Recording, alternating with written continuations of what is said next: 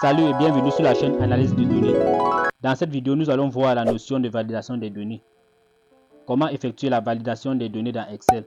La validation des données est le processus d'examination de la qualité et de l'exactitude des données collectées dans le but d'éliminer les erreurs de données avant de les traiter et de les analyser.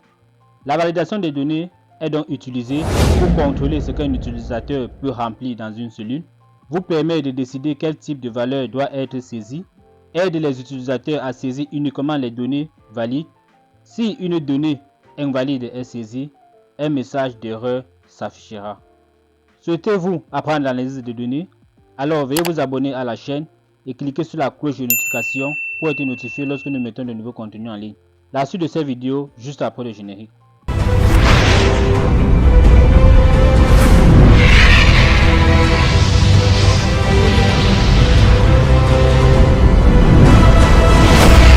Voyons plus en profondeur la validation des données dans Excel avec des exemples.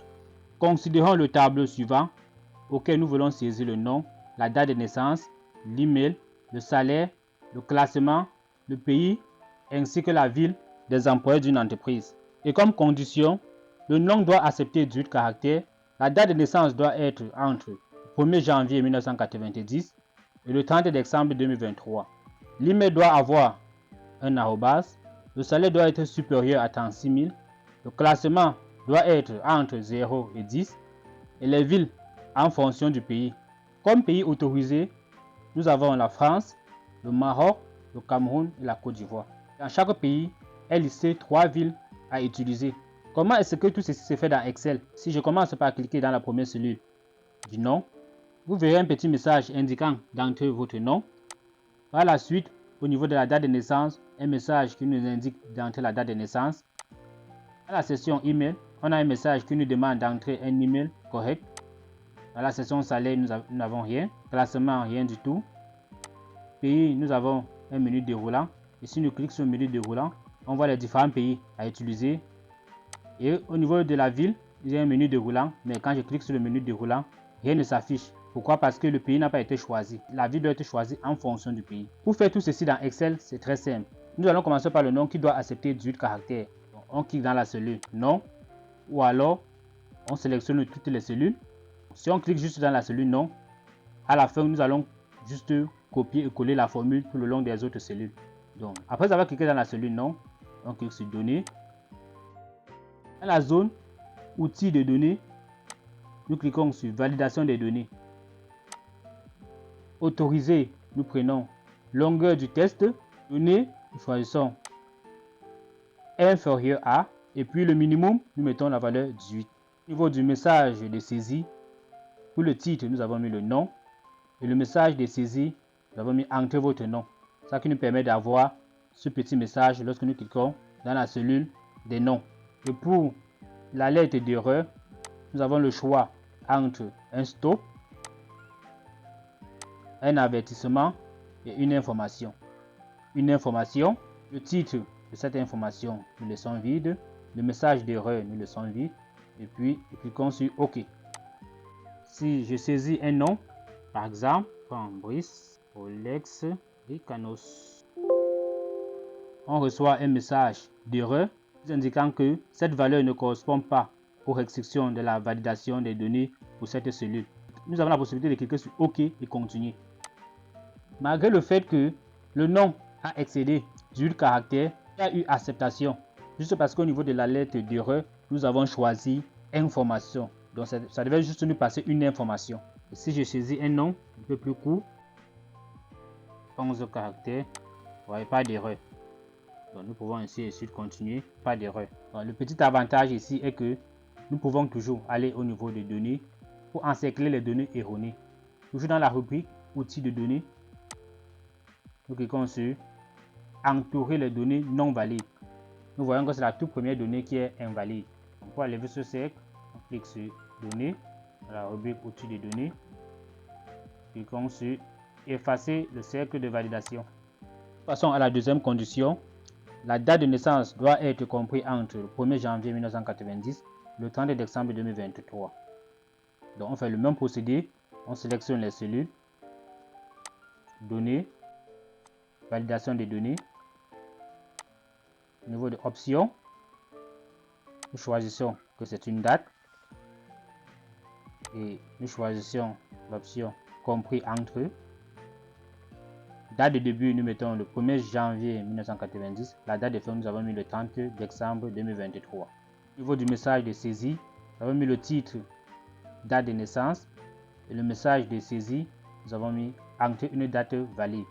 En ce qui concerne la lettre d'erreur, nous avons laissé comme un stop tout simplement. Contrairement au premier cas, nous avons pris une information. La différence entre une information et un stop, c'est que l'information nous permet de continuer. Par contre, le stop ne nous permet pas de continuer tant que la valeur n'est pas correcte. Non, pour le titre de l'erreur, nous avons mis erreur et le message d'erreur, date de naissance invalide. Puis OK. Si j'essaie une date de naissance, par exemple, 880, nous recevons un message date de naissance invalide avec le bouton réessayer. Donc si je clique sur réessayer, me permet d'effacer et de mettre une date valide jusqu'à ce que la date soit valide pour que je continue. Je vais mettre 2005. Ouais, cette date-ci, elle est valide. Nous passons à la troisième condition. L'email doit avoir un arrobase. Comment est-ce qu'on le fait? Je sélectionne toutes les cellules. La colonne email, données, validation des données. Au niveau de l'option,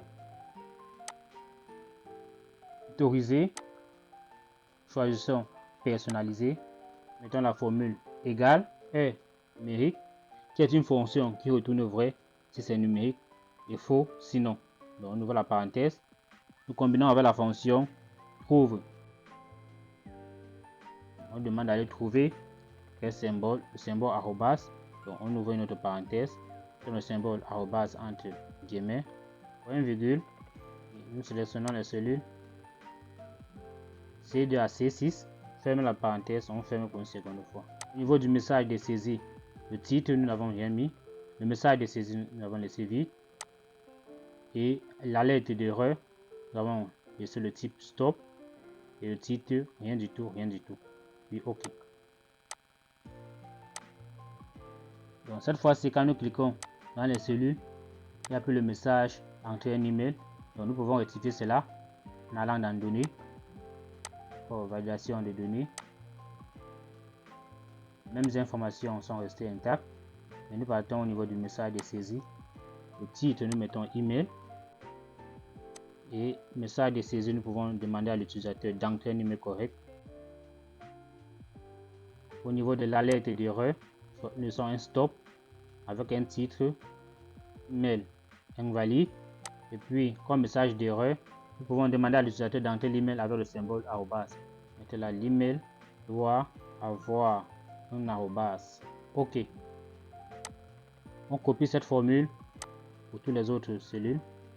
Donc, maintenant, si j'entre un email, par exemple, ggggr.com,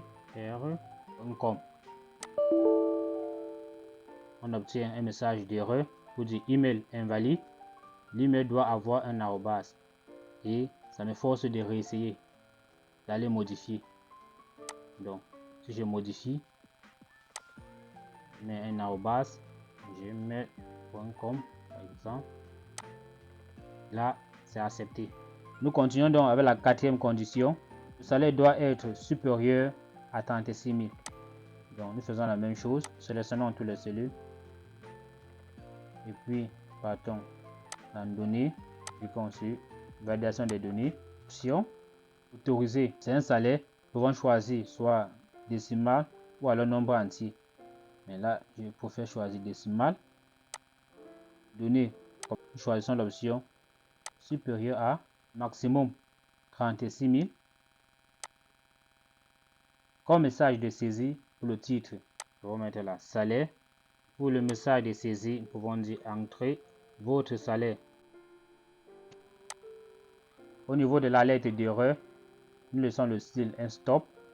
Les titres, nous laissons. Message d'erreur, nous laissons. Et vous pouvez le remplir. Donc, cliquons sur OK. Lorsque nous sommes dans une cellule, on dit salaire, entrez votre salaire. Si j'entre un salaire peut-être de 20 000, il n'y a pas de problème. Si j'entends un salaire comme 25 000, on obtient un stock qui nous permet d'aller pour modifier, pour mettre la valeur correcte. 39 500 et c'est bon, car 39 500 est supérieur à 36 000. Nous passons donc à la cinquième condition sur le classement qui doit être compris entre 0 et 10. Donc nous faisons le même procédé, sélectionnons toutes les cellules et puis nous allons sur données, validation des données, options. Puisqu'il s'agit d'un classement, c'est forcément un nombre entier et choisissons l'option compris entre eux. Le minimum, nous mettons 0 et le maximum, nous avons mis 10. Comme message de saisie, nous laissons tout. Alerte d'erreur, nous laissons toutes les cases vides et puis OK. Donc là, le classement entrée ne peut être qu'une valeur entre 0 et 10. 8, ça marche. Si nous mettons une valeur supérieure à 10, nous allons recevoir un stop. Nous passons cette fois-ci à la sixième condition. Les vides doivent être entrés en fonction du pays. Comme ici, nous avons les différents pays qui peuvent être entrés ou alors les pays éligibles. Nous avons la France, le Maroc, le Cameroun et la Côte d'Ivoire. Et en France, nous avons les villes telles que Paris, Marseille, Lyon. Au Maroc, nous avons Marrakech, Agadir et Rabat. Au Cameroun, nous avons Yaoundé, Douala, Bafoussam. En Côte d'Ivoire, nous avons Abidjan, Yamoussoukro et Bouaké. Comment est-ce que ceci se fait dans Excel? En sélectionnant les deux tableaux simultanément, on appuie sur la touche CTRL et puis on sélectionne le deuxième tableau. A noter que le premier tableau, le classement a été fait verticalement. Dans le deuxième tableau, le classement est fait horizontalement. Donc, cette fois-ci, nous cliquons sur Accueil, Recherche et Sélection. Nous allons cliquer sur Constant pour rendre nos tableaux constants. Donc, Constant. Par la suite, on clique sur Formule. Cliquons sur Depuis la sélection. Et nous maintenons la case ligne de haut coché pour indiquer que nos tableaux ont des titres et puis OK. Si nous cliquons à nouveau sur Formule et puis sur Gestion des noms, nous voyons tous les tableaux qui ont été créés automatiquement. Par exemple, vous voyez là, Cameroun avec Yaoundé, Douala, etc. Côte d'Ivoire, Abidjan, Yamoussoukro, etc. Pays avec comme valeur France, Maroc, et ainsi de suite. Donc, nous fermons cette fenêtre. Par la suite, nous cliquons à la première cellule des pays. Nous sommes allés au niveau des données toujours. Validation des données. Au niveau de autoriser, nous avons choisi plutôt liste. Au niveau de la source, nous devons sélectionner tous les pays en question à partir de la France jusqu'à Côte d'Ivoire. Mais une autre façon de le faire rapidement est tout simplement d'appuyer sur la touche F3 et de choisir le tableau que nous voulons utiliser. Nous voulons utiliser le tableau de pays et puis OK. Au niveau du message de saisie, nous n'avons rien mis du tout, mais nous pouvons mettre un titre pour demander à l'utilisateur d'entrer un pays éligible. Et la lettre d'erreur, nous avons laissé vide, donc nous cliquons sur OK. Là, quand nous cliquons maintenant sur le menu déroulant du pays, nous avons les pays tels que la France, le Maroc, le Cameroun, la Côte d'Ivoire. Et puis, nous pouvons copier cette formule tout le long des autres cellules. Donc, si je clique la deuxième cellule, toujours France, Maroc, Cameroun, Côte d'Ivoire. Si j'entre le premier pays, nous pouvons choisir un pays comme, disons, la France. Maintenant, nous allons devoir imposer à l'utilisateur d'entrer une ville correspondant au pays.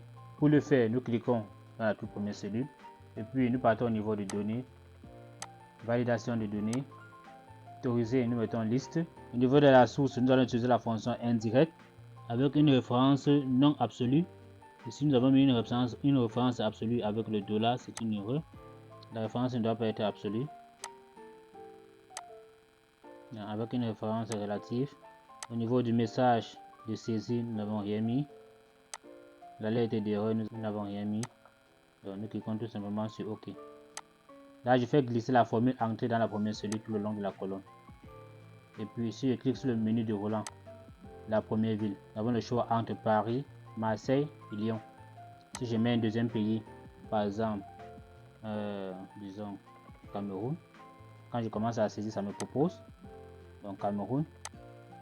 Au niveau du Cameroun, j'ai le choix seulement entre Yaoundé, Douala et Bafoussam. Je peux prendre Yaoundé. Si je mets le Maroc, nous avons le choix des villes marocaines entre Marrakech, Agadir et Rabat. Donc de même, si je mets la Côte d'Ivoire, j'aurai le choix entre Abidjan, Yamoussoukro et Bouaké. Voilà donc comment on peut faire une validation des données avec une liste des valeurs prédéfinies. Merci d'avoir suivi cette vidéo. Si vous n'êtes pas encore abonné de cette chaîne, c'est le moment de le faire et cliquez sur la cloche de notification pour être notifié lorsque nous mettons de nouveaux contenus en ligne. Restez bénis et à très bientôt.